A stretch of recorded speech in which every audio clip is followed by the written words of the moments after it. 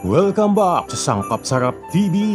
Ngayon, malamig ang simoy ng hangin at may tunog ng kampana sa paligid. Tara't magluto ng espesyal na pang Noche Buena dish.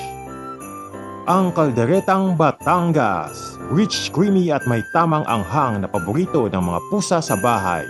Amoy pa lang napapamiyaw na sila.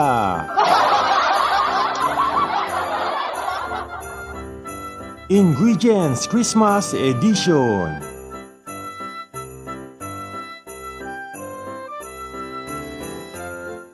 Vegetable oil and butter. Dynamic Christmas duo, nagbibigay kintab at linamnam sa bawat kagat.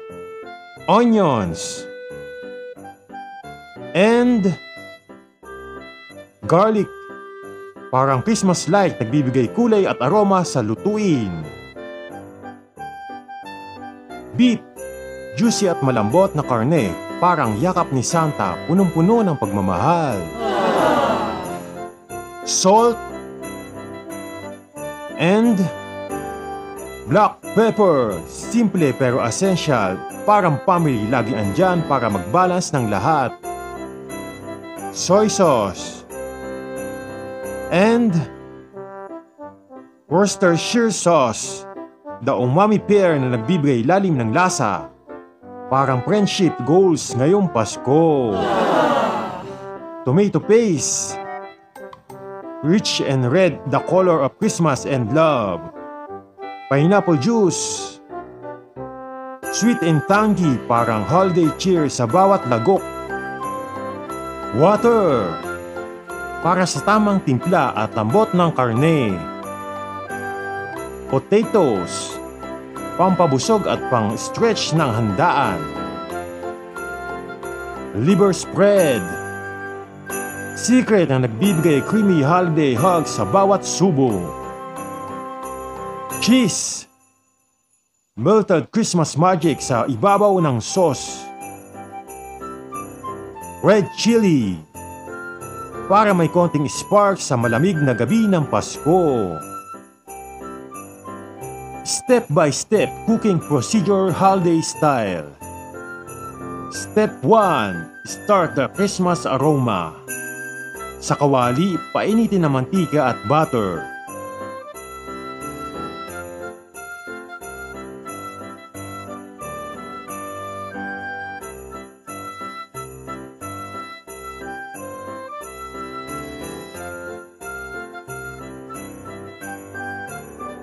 Igisa ang sibuyas at bawang hanggang magbigay ng amoy Pasko sa buong bahay. Amoy pa lang para may caroling na sa kusina.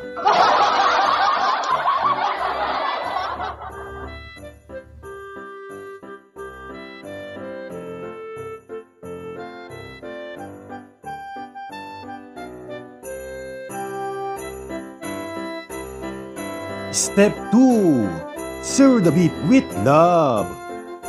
Dagdagang beef at lutuin hanggang maging golden brown. Dito nagsisimula ang tender moments. Golden outside, juicy inside.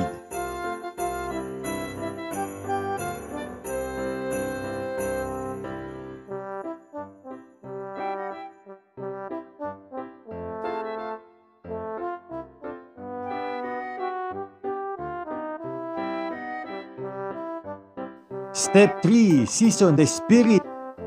Timplahan ng asin, paminta, soy sauce, Worcestershire sauce, at tomato paste.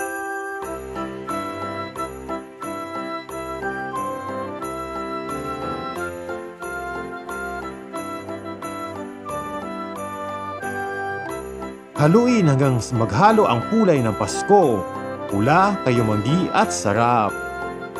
Para kang nagbabalot ng regalo, bawat timpla may love.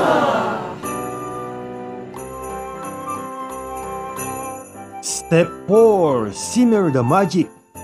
Ilagay ang pineapple juice at tubig.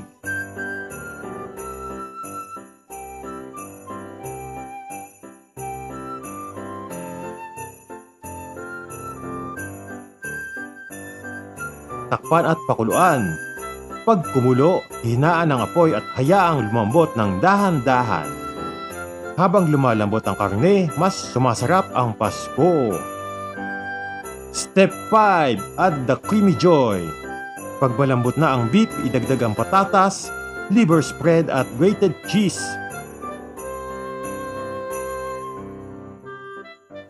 Haluin hanggang maging thick at creamy ang sauce. Ito na ang cheesy surprise na magpapa-smile sa buong pamilya.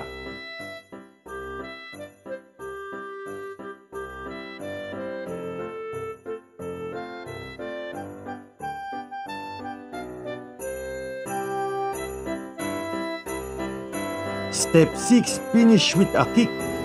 Ilagay ang red chili para sa spicy twist na pampainit ng malamig na Pasko.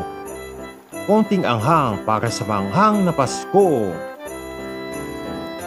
At ito na ang ating kalderetang Batangas. Paskong puno ng sarap. Ming approve!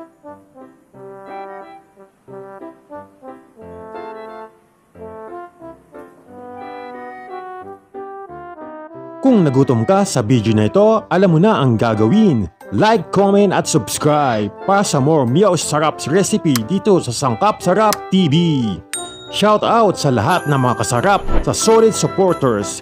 Kayo ang tunay na sangkap ng success.